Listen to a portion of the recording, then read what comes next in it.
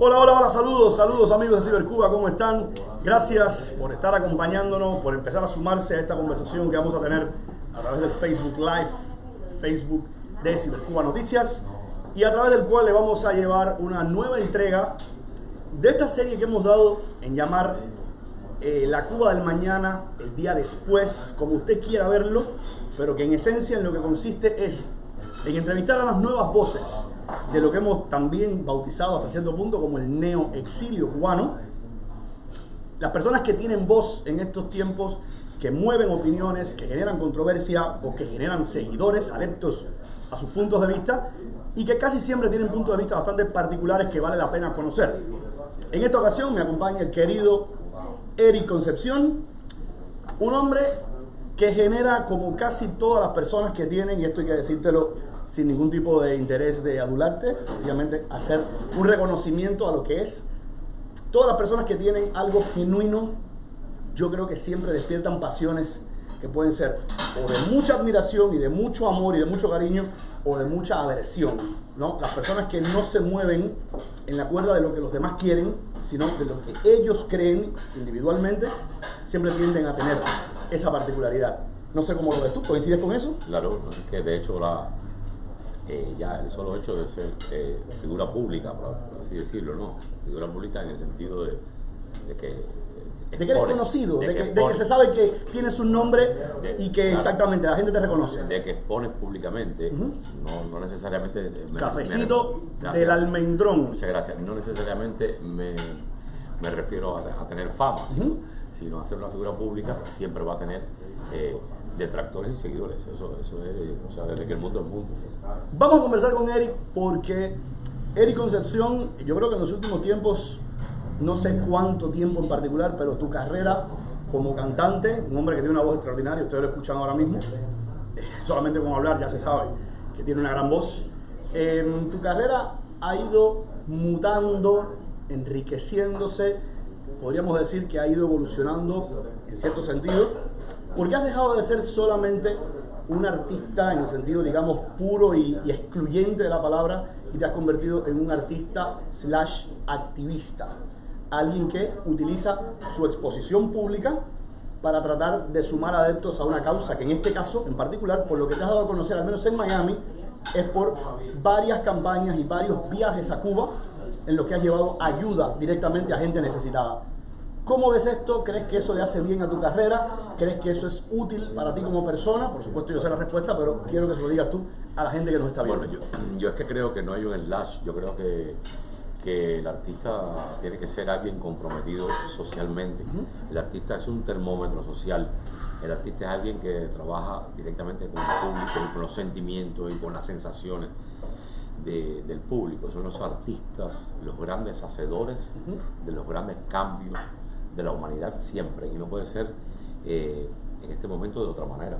El Renacimiento lo llevaron a cabo los artistas, la Revolución Francesa la llevaron a cabo los Revolución artistas. Industrial, científicos y artistas también. Sí, o sea, los que sacaron a la humanidad del medioevo, de la oscuridad del medioevo, fueron los artistas, precisamente. Claro, entonces el artista tiene que estar estrechamente vinculado a esos cambios sociales. Me parece que los artistas que callan, es respetable, los artistas que callan, que no sacrifican, que viven con el miedo de perder quizás seguidores por tratar de ser coherentes con su misma vida y con los demás, al público que se debe, me parece que pierde mucho valor y sentido su obra, ¿no? Su obra y su talento, porque inevitablemente, como dije antes, el artista tiene que ir conducido a transformar sociedades.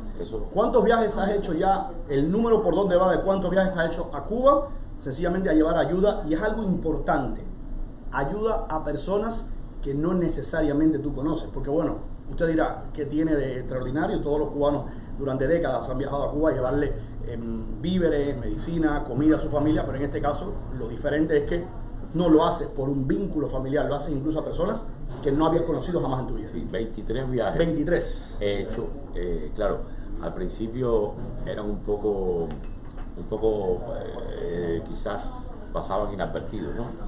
porque no tenía quizás la relevancia social que tiene ahora a partir de Álvaro Nosotros Torres. lo cubrimos cuando todavía no tenía esa relevancia. No, claro, cuando Álvaro Torres es que se hace más relevante por la importancia mediática que tuvo, al Álvaro Torres estar incluido, pero ya desde antes yo venía haciéndolo y después de eso y en muchas ocasiones en diversos eventos, yo comencé en diversos eventos naturales que ha tenido Cuba. Ahora, yo comencé todo esto por mi pueblo, por personas conocidas del pueblo, ¿no? Lo que yo podía hacer con mi dinero, con lo que yo podía sacrificar de mí para viejitos y todo. ¿Tienes a tu familia allá, él? Sí, y mi madre está aquí, pero pero la mayor parte todavía sigue allá. Sí, y entonces llevaba viejitos y esto se fue extendiendo y se fue extendiendo y entonces empecé a pedir ayuda a la comunidad y pude ir abriendo más y más y más al punto de que hemos hecho grandes cosas, creo yo, porque creo que una manera de transformar la sociedad cubana es precisamente haciendo oda al amor. Esto es una vocación de amor, una vocación humana, que creo que está en mucha gente que quizás no lo puede desarrollar, no tiene los medios para hacerlo, pero creo que hay mucha gente con esa vocación humana de compasión, de misericordia, de ponerse al lado de la persona que sufre sin importar por ello posiciones políticas.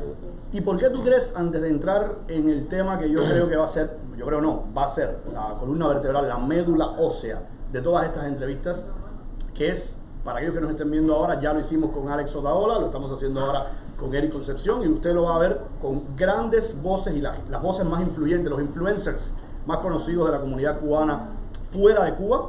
Usted se va a dar cuenta de que esto lo va a estar viendo en estas entrevistas. Lo que va a ocurrir es que le vamos a hacer algunas preguntas sobre la Cuba del mañana, sobre la Cuba que él piensa, la Cuba que él espera en algún momento que pueda construirse. Pero antes de entrar ahí quiero hacerte una pregunta. ¿Por qué ha generado tanta polémica y por qué ha generado criterios que en ocasiones pueden ser hasta bastante, digamos, viscerales, ataques bastante agresivos, el hecho de que tú hayas querido llevar estas cosas para personas necesitadas? Porque desgraciadamente la fórmula castrista para desunir triunfó y se ve en este propio exilio donde los radicalismos in extremis son, creo que, el cáncer por el cual no alcanzaremos una democracia ni una libertad inmediata, porque la polarización, la crispación es tan absurda y tan preocupante que ha calado en el mismísimo deseo de poder construir una Cuba de todos, como soñó Martí. Te voy a hacer la pregunta clave. ¿Tú eres comunista? Porque ese es el principal ataque que te hacen, ¿no? Con este tipo de viajes y este tipo de entregas. El gran problema de todo esto, bueno, primero contestarte radicalmente, no soy comunista. Yo creo que ese es el fundamental problema que tenemos hoy en el diálogo del exilio, que no existe, un diálogo roto, que cuando no opinas como ellos o no estás en la línea de pensamiento radical que utiliza mucha gente aquí, puede estar justificada su dolor, su historia personal, su experiencia, a la vez que tú no correspondes a este discurso, eres comunista, eres chivatón, eres G2. Lamentable este tipo de cosas que se llama falacia. Es lamentable en una democracia o en personas que quieren construir una democracia en el futuro. Esto se llama radicalismo, esto se llama extorsión de pensamiento, esto se llama coacción, o sea que tú me obligas a mí a proyectarme públicamente en tu favor o me dirás comunista en una palabra tan estigmatizada que uno a veces tiene miedo a que sea llamado. Básicamente es un asesinato de la reputación que, hay que decirlo, al menos a mí me resulta igual de repulsivo que cuando me decían, incluso a mí mismo en Cuba, mercenario. Porque el mercenario siempre es una persona que no tiene conceptos, que no tiene ningún tipo de valor o de principio, sencillamente es contratado y más nada, ¿no? Pero bueno, te voy a decir algo, es que la fotografía del exilio radical es exactamente la fotografía del comunismo radical, es exactamente. repetimos aquí. Creo que algún sector dentro. Yo conozco personas dentro del exilio histórico estoy hablando del exilio, muy decentes. No, yo no te hablé del exilio histórico, te hablé del exilio exilio radical. Okay. Los radicalismos nunca van a ser buenos, no van a ser aceptados y no pertenecen a una democracia. El radicalismo está fuera de los marcos democráticos. El radicalismo es sórdido. El radicalismo no permite el diálogo y por tanto no permite el respeto. Cuando tú te remites a uno de estos personajes que nunca más, que ahora le ha dado la razón a Humberto Eco cuando dice que las redes sociales han dado voz a los tontos, y esto no es una ofensa a nadie en particular, sino que cuando tú vas a las redes sociales y buscas un criterio de estos que te acusan sin pruebas de ningún tipo, para desacreditar tu persona, destruirte, de que tú eres un comunista, cuando tú entras al perfil de esa persona, te encuentras que son personas que publican postalitas con lucecitas y que te mandan cadenas que si no lo mandas a 20 personas, Santa Marta te aparece con un machete y te corta el cuello. Y estas cosas que son no más que las personas mediocres, porque es que existen las personas mediocres. Existen las personas que no tienen preparación, existen las personas que no leen, las personas que no tienen una preparación intelectual mínima que deberíamos tener todos, al menos leer, informarnos, y por tanto no tienen esa promoción humana que debe tener una persona a la hora de expresarse. Yo creo honestamente, donde yo hago la salvedad, o donde hago, digamos, donde termino por calzar el criterio tuyo, es: debe existir de todo en este mundo, claro. Y también hay personas a las que les asiste el derecho de no instruirse. Lo que entonces yo les quito, y este soy yo, que no soy ningún censor ni nada, yo como individuo les quito entonces el derecho a opinar. O sea, si usted no se instruye, si usted no se preocupa por documentarse sobre el tema que usted va a opinar, es como si usted llega y ve una discusión de pareja y automáticamente usted se pone de parte de uno de los dos sin saber la historia cuál es. Que te lo iba, eso es real. Es que te lo iba casi a decir. Resulta que hay una opción muy buena en democracia y en la libertad misma. Ve usted, cuando todos decimos que todos tenemos libertad de opinión en una democracia, pues una opción muy buena en democracia y en libertad es callar cuando no tienes argumentos, porque te conviertes en un vaso. No, y casi siempre casi siempre es un mecanismo bastante útil para evitar hacer ridículo. Casi claro. Siempre. Sí. Quiero entrar en el eje, como te decía hace un rato. Lo que nos interesa conocer de lo que piensa Eric Concepción, que es un artista cubano que ha vivido en Cuba, en Europa, en los últimos años en Estados Unidos, en Miami, y que tienes ese contacto, que yo creo que ese es el verdadero contacto pueblo a pueblo, ¿verdad? Sí. Si hay un contacto que es pueblo a pueblo, tú podrías reclamar ante el Departamento de Estado, mira, uno de los pocos que tiene moral para decir que ha llevado a cabo el contacto pueblo a pueblo, que forma parte de uno de los proyectos de Estado de los Estados Unidos para Cuba, soy yo. Pero bueno, eso es un tema aparte. Eric, lo que nosotros vemos en algunas ocasiones es que, digamos, les decimos a los cubanos que viven dentro de Cuba, a nuestros amigos, a nuestros familiares, a las personas que queremos incluso ayudar a que abran un poco las entendederas y a quitarles un poco el efecto del veneno, de la intoxicación de tantos años de manipulación, es que les decimos: esto no funciona, este es un gobierno tiránico, este es un país arruinado, esto es un proyecto fracasado, pero casi nunca le damos entonces una opción que les digamos: mira, creemos que lo que podría hacer es esto, y esto, y esto, y esto. Por supuesto, construir un Estado es algo bien complicado, pero vamos a empezar a construir un pequeño Estado aquí nosotros. Quiero soltarte la bola. Se acaba mañana el comunismo en Cuba. Por alguna razón, sea el caballero puesto a dedo ahora mismo, Miguel Díaz-Canel, sea el que venga después de él, sea quien sea una rebelión, la manera que sea, colapsa el sistema. Al día siguiente, ¿por dónde crees tú que hay que empezar a reconstruir ese país? Habría que comenzar por derribar el sistema. Okay. Si el comunismo cae, al otro día habría que empezar a derribar el sistema, porque el sistema somos todos nosotros. Y está aquí adentro, ¿no? Entonces este es el gran problema, la gran problemática de la Cuba que nos queremos plantear. En primer lugar, no creo que hayan personas preparadas en este momento políticamente para enfrentar un cambio en Cuba radical. así, de hoy para mañana. Sería convulso, aunque estaría dispuesto a enfrentarlo por tal de que se caiga no ves líderes ahora mismo. Esa legendaria tiranía. No ves gente joven que pueda sacar adelante un proyecto de país. Hay casos. Tenemos a Eliezer Ávila, hay casos muy, muy contados con los dedos, pero que no pueden ser los únicos, ¿verdad? Porque yo creo que lo que debe fomentarse es la riqueza de poder tener una Cuba representada en todos sus ideales, en varios líderes que necesariamente son necesarios. Los líderes, hay gente que dice, no, basta ya de líderes. Los líderes son necesarios.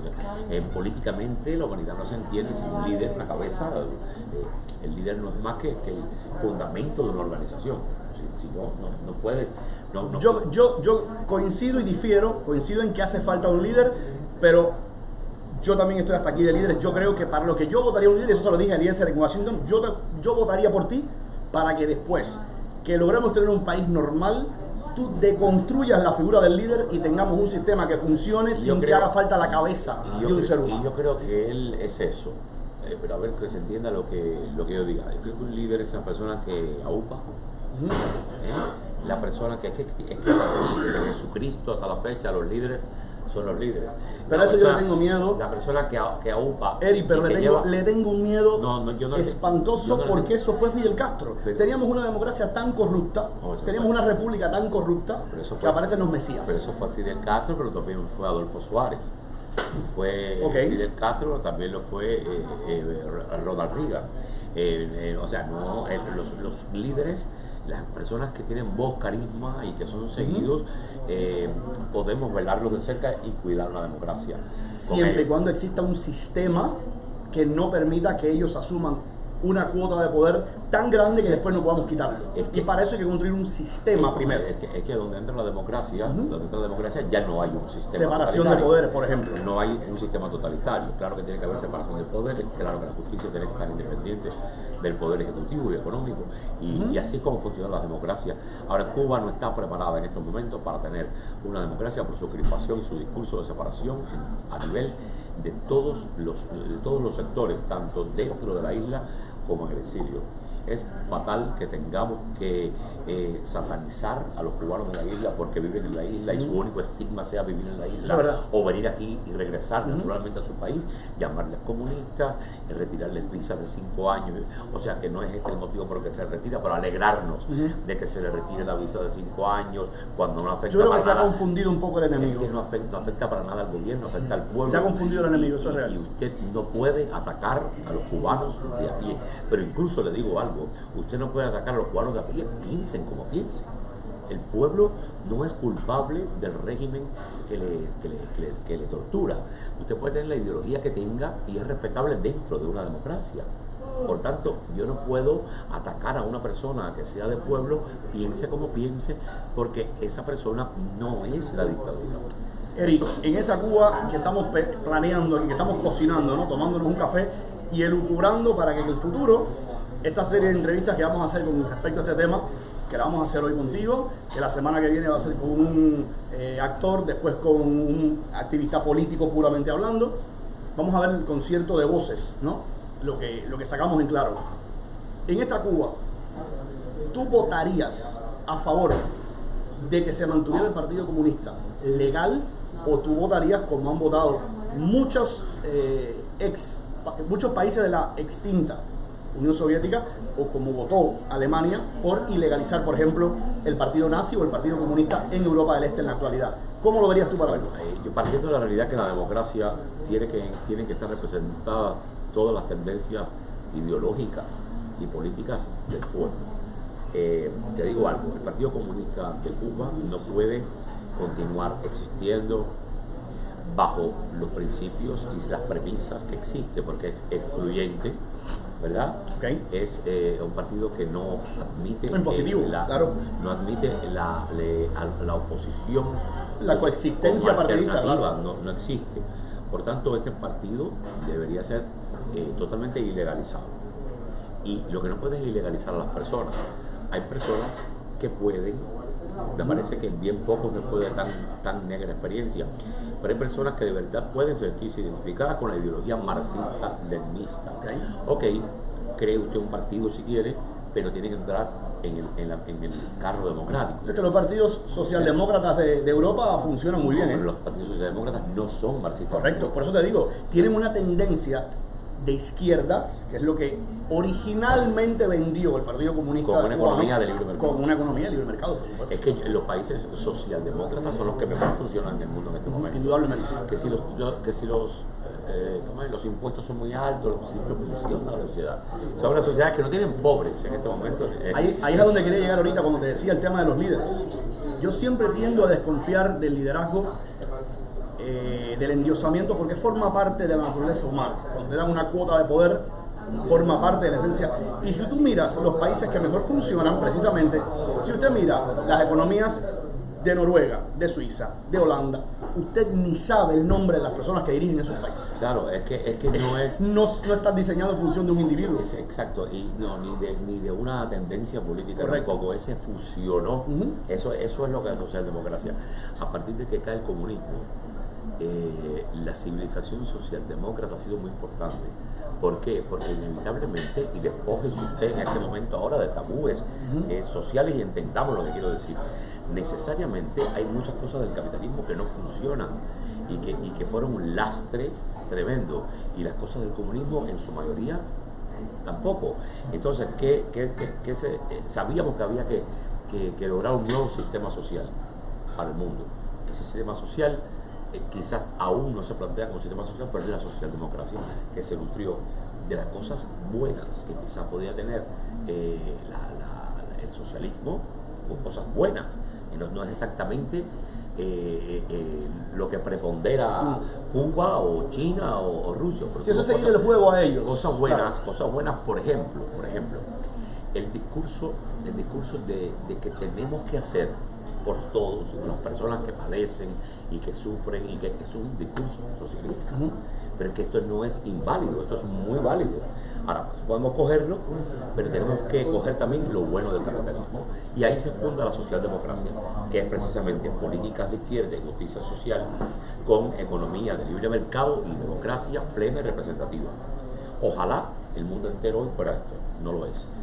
Ya que estás hablando de lo bueno del capitalismo, lo malo, y estamos entrando a analizar este tipo de cosas, en esa Cuba del futuro, tú vislumbras una salud y una educación gratuitas, semigratuitas, públicas, semiprivadas. ¿Cómo ves tú que el pueblo cubano quiera tener el día de mañana el diseño de su educación y de su salud? La falacia premeditada de burlar la posibilidad de una medicina gratuita es una falacia, ya te lo digo, utilizada para satanizar el concepto y adjudicarlo a la experiencia socialista comunista. Porque es que nunca es gratuito. Falso, porque la medicina no es gratis. Nunca lo es, en ningún sitio. Ahora, en el mundo entero existe medicina pública que usted no paga de su bolsillo, que la paga su empleador, que la paga la seguridad social, que al final usted la trabaja, por supuesto, pero no sale directamente del impacto de su bolsillo para cubrir las necesidades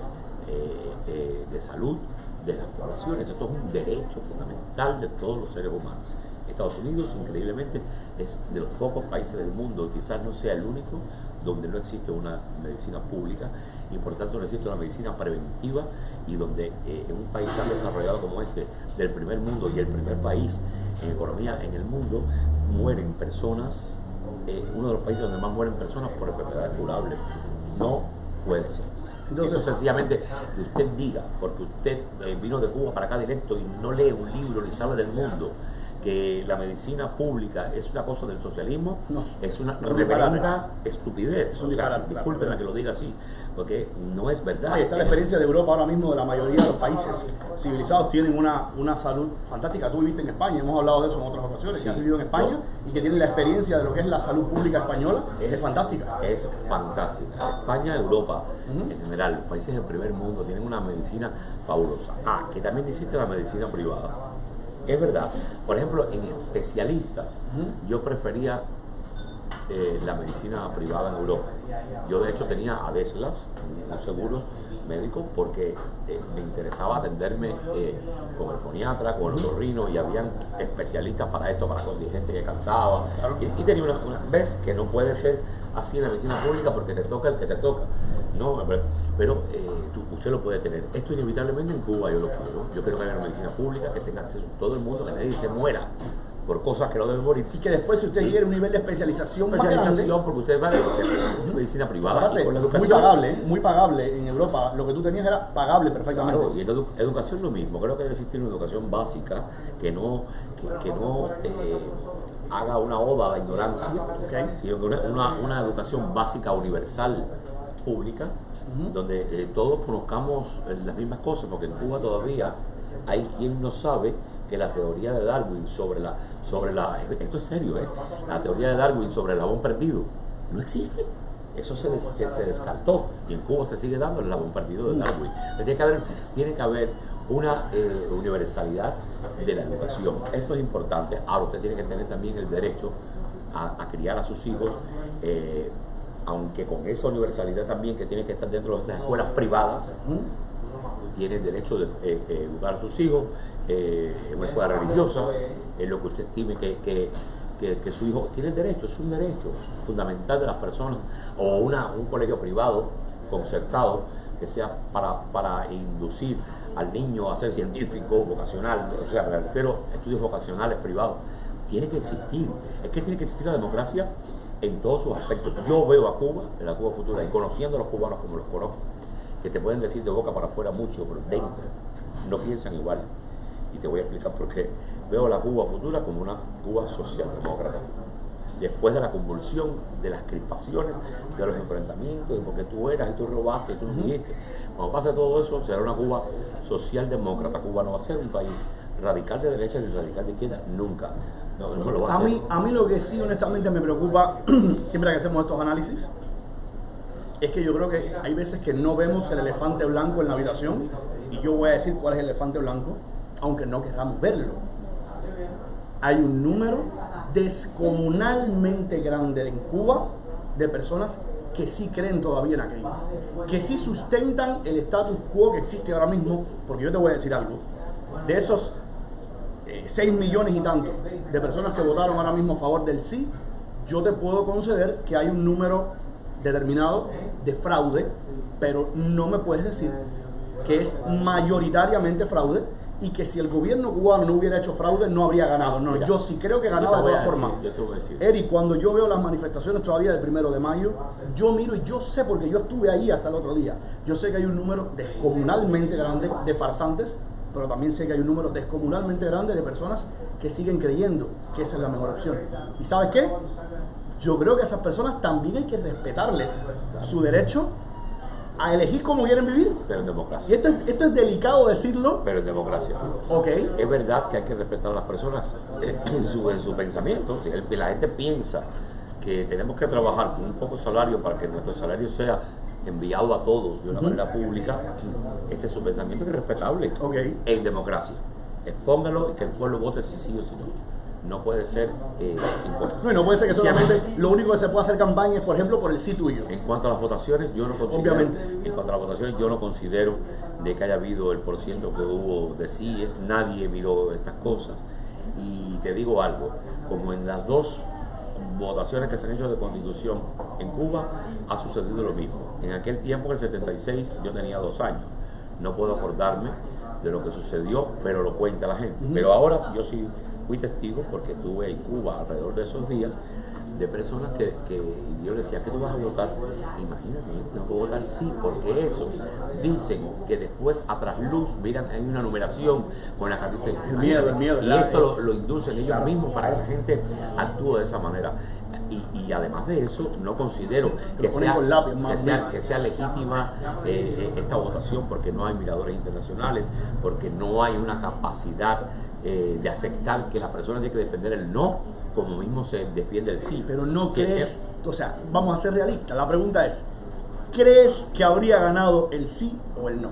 Siendo realista. Yo creo que en Cuba, si se hubiera puesto en la palestra pública, democrática de verdad, la defensa del sí, con todos sus componentes, la defensa del no, con todos sus componentes, las mismas horas de televisión, horas en vivo, horas al aire, hubiera ganado el no.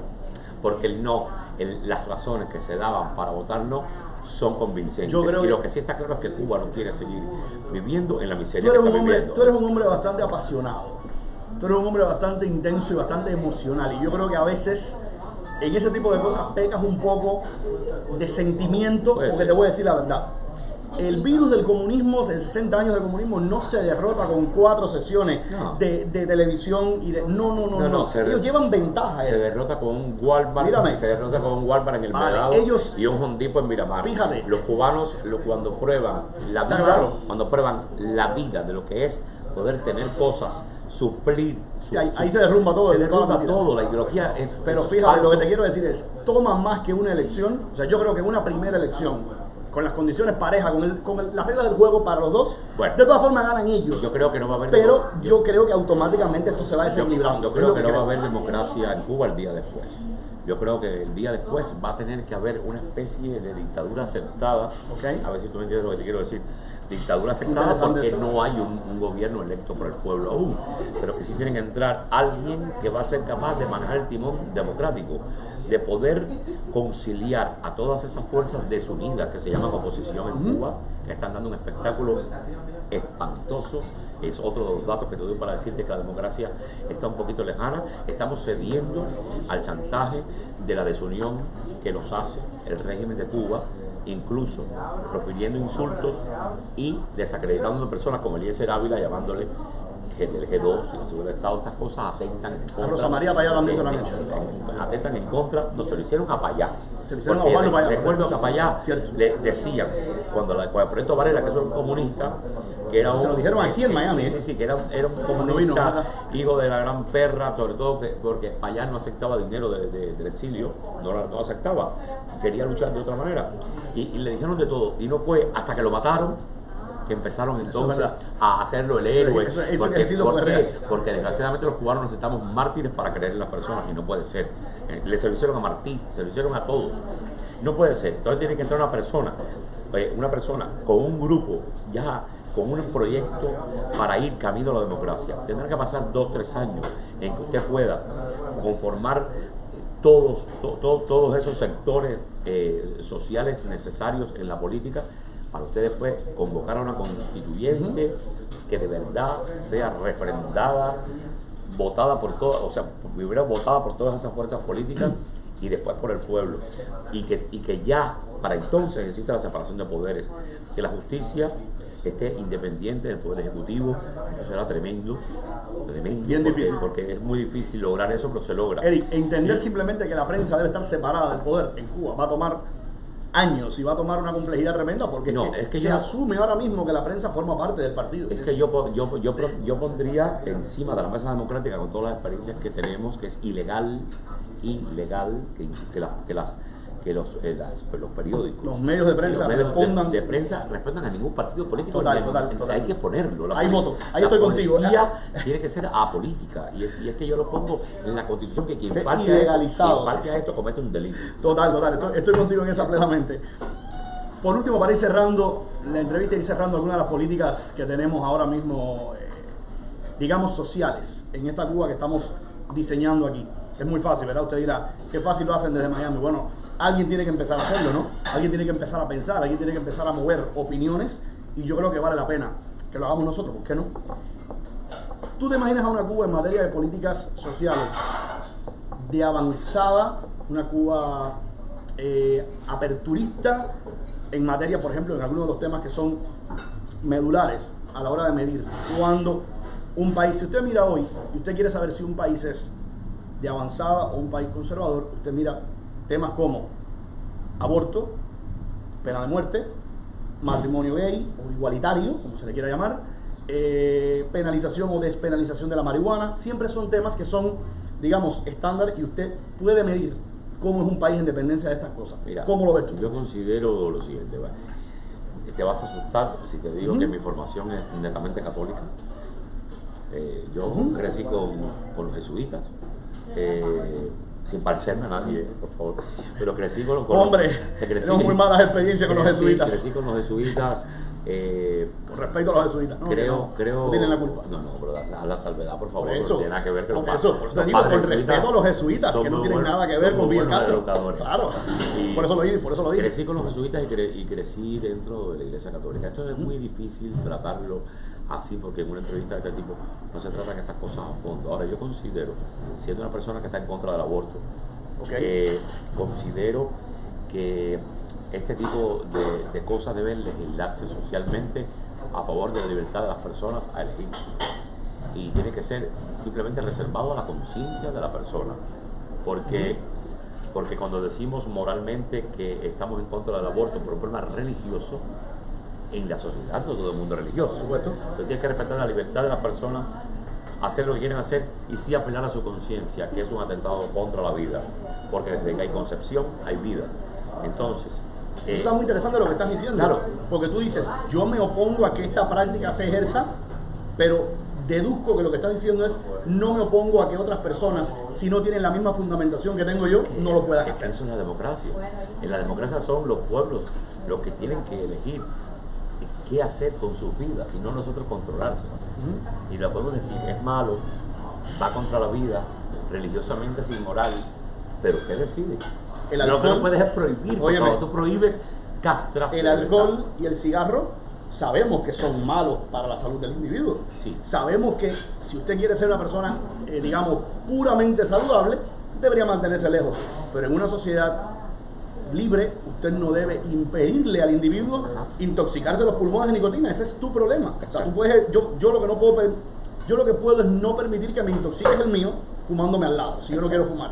Exacto. Pero nadie debe obligarte a ser saludable, digamos. Exacto. Entonces estoy de acuerdo con esa Yo creo que estoy hablando desde un problema, desde un asunto democrático, de los derechos, de las libertades que están por encima de toda reserva religiosa que tengamos, o moralista, o de conservadurismo, o liberalismo.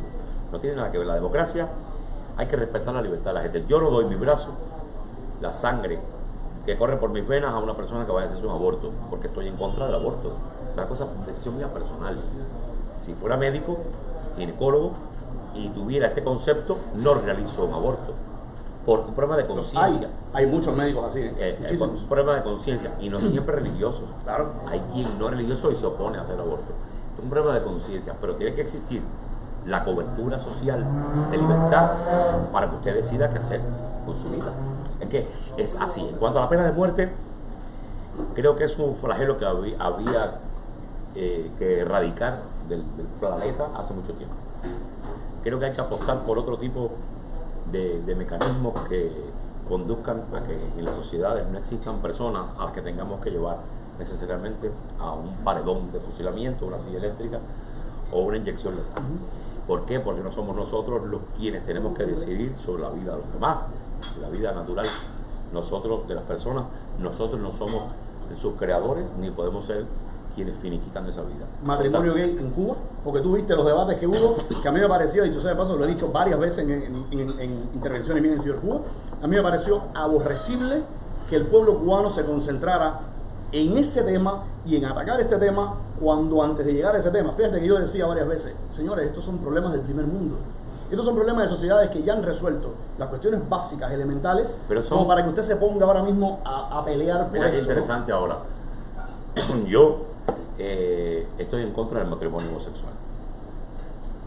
Estoy en contra del matrimonio homosexual porque en su esencia no es coherente. Porque el matrimonio, el significado, la etimología de la palabra matrimonio es institución matrimonial, la matriz, lo que va a producir vida. Y no lo hay. Creo que se entiende cuando se dice que dos personas del mismo sexo tienen derecho a amarse y que a la sociedad le reconozca la unión. Este principio. Está bien, llamémosle tremendomonio, yo no sé, o qué lindo los novios, no sé cómo la vamos a llamar, no se llama matrimonio, que no puede equiparar la palabra matrimonio, que es la institución familiar, y no solo es porque dos personas se aman, sino que es la institución familiar a las parejas de hecho, que significan la unión entre mujeres u hombres con su mismo sexo. Yo estoy en contra de eso, pero repito, como mismo dije ahorita con respecto al aborto, las sociedades tienen que ser libres y democráticas y legislar. Tienen los gobiernos que legislar lo que al pueblo le inquieta, y el pueblo tiene que decidir si queremos matrimonio o no. Y en Cuba, por lo que has olfateado, por lo que has visto, porque has vivido allí, porque has viajado mucho, ¿tú crees que ganaría el sí por el matrimonio igualitario o el no? Bueno, a mí me parece que a la larga será un sí. Sí por el matrimonio igualitario, porque Cuba está probando esas cosas de las libertades a botajarro y que no afectan al régimen, ¿no? Que parece increíble, ¿no? Cuando cuánta gente sufrió por ser homosexual en Cuba. Pero bueno, decididamente yo creo que sí hay una vocación por el sí. Cuba tiene mucha homosexualidad solapada. En Cuba existe precisamente por haber estado satanizado esto tantos años y el hombre ser tan amante de lo prohibido y de rebelarse contra sí mismo a través del mecanismo de la imposición. Creo que en Cuba es uno de los países que más bisexualidad tiene y homosexualidad solapada, y estos son las mismas fuentes de homofobia. Esto se vierte en una homofobia porque les gusta sexualmente hacerlo, hostilidad les da morbo, pero no lo claro. aceptan públicamente, y lo que provoca es socialmente el rechazo. Claro. Hay matrimonio homosexual aquí, ¿verdad? Sí, hostilidad contra esa libertad. Y esa es la persona que después va a una escalera con un travesti. Claro. Es que esto es así, esto no tiene otra explicación, y se lo puedo decir con mucho conocimiento de causa. Entonces, yo creo que evidentemente el aspecto sexual en Cuba, que creo que el sexo ha sido una de las cosas más maltratadas en Cuba. Como en toda dictadura. No olvides que todas las dictaduras, todas sin excepción, han hecho dos cosas fundamentales muy rápido al llegar al poder. Uno, adueñarse de los medios de comunicación, y dos, atacar toda manifestación de libertad sexual, sea pornografía, sea erotismo, sea este tipo de plurisexualidad, como quiera, porque eso forma parte de la individualidad y de la esencia del ser humano. Pero por tanto, cuando tú reprimes eso, tú reprimes al individuo. Pero por tanto es una sociedad donde a los 12 años teníamos relaciones sexuales en la escuela, al campo. Totalmente. ¿Por qué? Porque no hubo una educación sexual en Cuba. Porque además se desbarató el núcleo familiar. Hubo prohibiciones. Que sacabas a ese niño de la familia y lo ponías con maestro y con otros niños en otra escuela. Y que hubo prohibiciones en torno a este tema tabú, y las prohibiciones lanzan a las personas a probar. Claro. Es que esto viene desde que el mundo se creó, que hizo Adán y Eva. Totalmente. Se le prohibió comer del árbol y comieron del árbol, porque el hombre es soberbio por naturaleza. Ahí está mi hijo. Si yo le digo a mi hijo, no vayas a aquella esquina, y no le digo por qué, él va a velar que yo no lo esté mirando y él va a ir allí. Cuando tú le explicas por qué no, mira, porque hay un hueco y te vas a caer y va a ser un problema y hay que ir al hospital, entonces él no va. Cuando tú reprimes a la persona contra su voluntad, es una de las principales maneras de impulsarlo. Claro, y como no hay un discurso en el mundo del por qué tú no puedes tener relaciones sexuales con una persona de tu mismo sexo, como no hay una respuesta al por qué, la gente va y lo prueba. Entonces lo que tenemos es una pandemia. Vamos a darlo. Mi última pregunta. Tú has imitado muy bien a Eusebio Leal con ese pedazo de vozarrón que tienes. Sí, creo que te voy a poner a hablar, aunque sea un momentico, porque aquellos que han olvidado, Eric Concepción, otra de las cosas que hizo muy bien, que se le dio fantásticamente bien, fue imitar a este caballero que también es muy polémico. No quiero entrar ahora mismo a analizar. Eusebio para unos ha hecho algo muy bueno, para otros ha sido un arma muy útil para seguir perpetuando en el poder al comunismo. Pero yo creo que tengo la oportunidad al menos de que ustedes escuchen un momentico antes de hacer la última pregunta, que tiene que ver mucho con este personaje. Cuéntale al público de Cibercuba qué es lo que tendría que decir ahora mismo Eusebio Leal, lo que estamos hablando. Allí se encontraba, justamente en las arcadas que rodean la Plaza de Armas, al frente del Palacio de los Capitanes Generales, el inmenso ensortijado de escupitajos y la cáscara de plátano pegada a la pared, que va hacia el cartel que reza Juanita Tortillera, y que parece ser alusión a la primera india fundadora de la primera casa de la Real Tortilla de San Cristóbal de La Habana. haciendo más que homenaje al tema anterior. Justo al tema anterior. Eric, en la Cuba de mañana, ¿tú regresarías a Cuba y tendrías algún tipo, digamos, de cargo público? ¿Tú te postularías para algo? ¿Tú tienes vocación como para ser un servidor público? No creo. ¿No? Vocación política. Ajá. Es que todos estamos inmersos. Una cosa es estar inmersos en la política y conversar de política, y otra cosa es ser político. Claro. Porque la gente me dice, ¿por qué tú hablas de política si tú no eres político? Hombre, esto es una parte de la esencia del ser humano. Pregunta tonta, porque todos estamos bajo la política y tenemos que hablar sobre ella. Otra cosa es que tú tengas vocación a ser político. Creo que lo haría mejor que los que están. Eso sí es verdad. Es difícil no hacerlo mejor.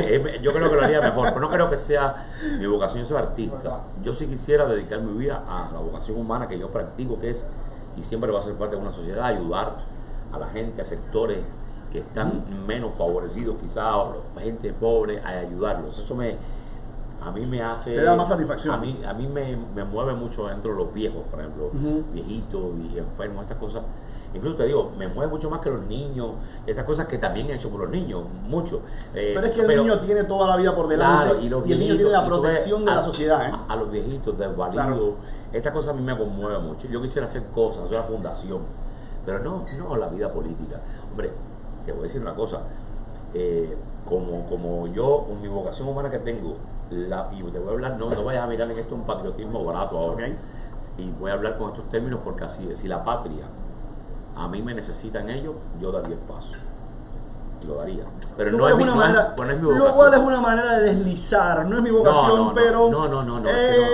Es que no me veo, porque... Pero si la patria te ve, tú no le negarías a la patria. Te voy a decir por qué no me veo. No me vería un cargo público donde tuviera que ejercer el poder, porque yo, aunque hable con conocimiento de lo que es una democracia, con el respeto que ello lleva, mi personalidad no se ajusta muy bien a democracias cuando veo suciedad, inmundicia del ser humano, me podría convertir en un dictador. Totalmente, forma parte de la esencia del ser humano. Es que te lo digo, tendría que estar yo muy asesorado y muy de cerca con alguien diciendo, no creo, ya te digo, si la patria necesitara, yo lo haría, pero no es mi vocación primaria. Me gustaría, sin embargo, tener que ver y muchísimo con la cultura del país, con el rescate de las cosas culturales del país que se han perdido a través de un arte mediocre y al que decimos que es arte y hay que respetarlo porque así la gente se ha criado. Un disparate como la tapa como la copa de un pino.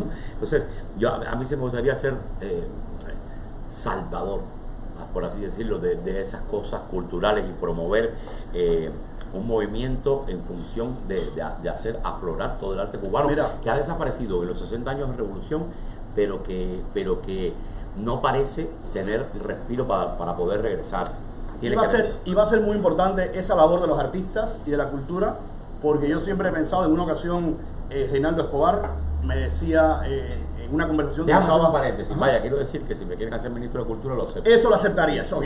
Reinaldo Escobar me decía en una conversación que sostuve hace 10 años antes de salir de Cuba con él y con Giovanni Sánchez en su casa, y lo estoy citando, si está viendo la entrevista va a ver que intentaré citarlo lo más precisamente posible.